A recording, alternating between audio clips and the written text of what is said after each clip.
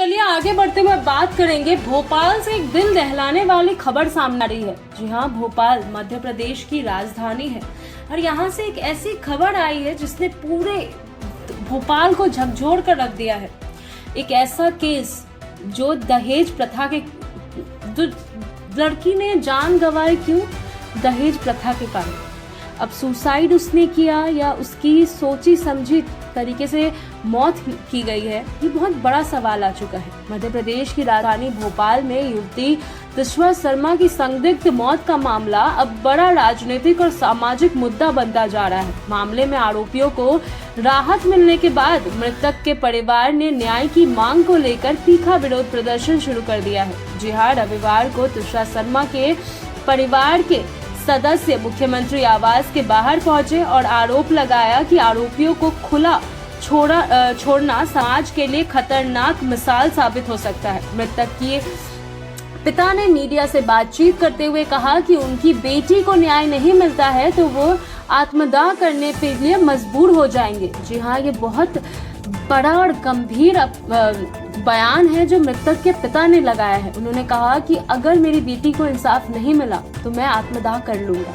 उन्होंने कहा कि परिवार पिछले कई दिनों से लगातार प्रशासन और सरकार से कार्रवाई की मांग कर रहा है, लेकिन अब तक संतोषजनक न्याय नहीं मिल पाया है। पिता का कहना था कि अगर इस तरह आरोपी बच निकलता है तो भविष्य में महिलाओं की सुरक्षा पर गंभीर सवाल खड़े होते हैं। तो वहीं रविवार को मुख्यमंत्री मोहन यादव के आवास के बाहर परिवार और समर्थकों ने जोरदार प्रदर्शन किया। प्रदर्शनकारियों ने हाथ में पोस्टर और बैनर लेकर न्याय की मांग की तथा प्रशासन के खिलाफ नारेबाजी भी लगाई। पुलिस ने स्थिति को नियंत्रण करने के लिए सुरक्षा बढ़ा दी ताकि किसी प्रकार की अप्रिय घटना न हो। परिवार का आरोप है कि मामले की जांच में गंभीर लापरवाही बताई जा रही है और आरोपियों के खिलाफ पर्याप्त सख्ती नहीं दिखाई गई है। तिश्वा शर्मा के पिता ने कहा है कि उनकी बेटी की मौत केवल एक सामान्य घटना नहीं है, बल्कि ये महिलाओं की सुरक्षा और न्याय व्यवस्था की परीक्षा है। उन्होंने दावा किया कि अगर दोषियों को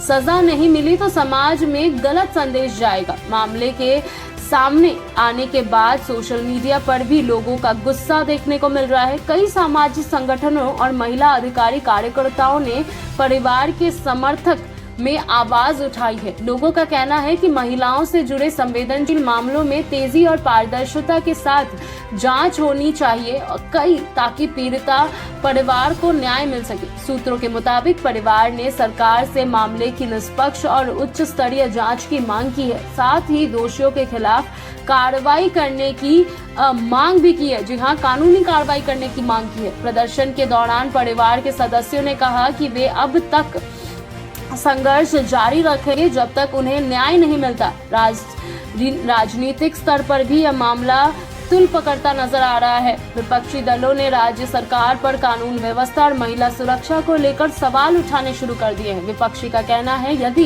पीड़िता परिवार को मुख्यमंत्री आवास के बाहर प्रदर्शन करना पड़ रहा है तो यह प्रशासनिक व्यवस्था की गंभीर विफलता को दर्शाता है। यही नहीं, पीड़िता के परिवार ने यह तक आरोप लगाया है कि पुलिस ने FIR तक दर्ज नहीं की है क्योंकि उन पर कहीं ना कहीं जोड़ है, क्योंकि जो पीड़िता थी उनके जो इन-लॉज थे, कहना ये है कि उनकी जो इन-लॉज थी, मदर इन लॉ है, वो है रिटायर्ड जज और उनके जो हस्बैंड थे पीड़िता के वो वकील है। तो कहीं ना कहीं इस प्रभाव की वजह से FIR तक दर्ज नहीं करवाई गई। वहीं सरकार की ओर से अब कहा गया है कि मामले की जांच कानून के अनुसार की जा रही है और किसी भी दोषी को बख्शा नहीं जाएगा। प्रशासन ने परिवार को आश्वासन दिया है कि जांच निष्पक्ष तरीके से आगे बढ़ेगी और सभी कानूनी प्रक्रियाओं का पालन किया जाएगा। तिश्वा शर्मा की मौत का मामला अब केवल एक आपराधिक जांच तक सीमित नहीं रह गया है, बल्कि यह महिला सुरक्षा, न्याय व्यवस्था और प्रशासनिक जवाबदेही पर बड़ा